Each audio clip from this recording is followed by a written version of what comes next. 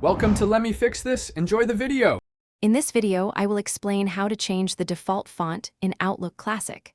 First, open Outlook and navigate to the File tab in the top left corner.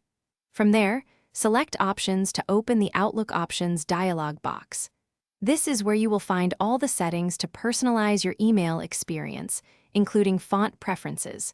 We'll walk through the exact steps to ensure your emails always reflect your preferred style.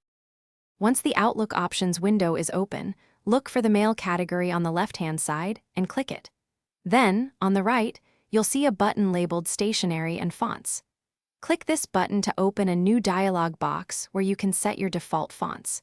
This is a crucial step, as it allows you to define the exact look for all new emails you create, ensuring consistency and professionalism. Within the Signatures and Stationery window, you'll see options for new mail messages and replying or forwarding messages. To set the font for replies and forwards, click the Font button under the Replying or Forwarding Messages section. This opens the standard font selection dialog. Here, you can pick your preferred font, size, and style, ensuring your conversations maintain a consistent and professional appearance. After making your font selections for both new messages and replies, it's essential to save your changes. First, click OK in the Signatures and Stationery dialog box to close it.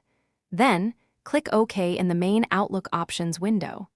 These two clicks will apply your new default font settings across Outlook, ensuring all your future emails reflect your chosen style. It's a simple two-step process to finalize your customization. Thanks for watching. If you found this helpful, don't forget to like and subscribe.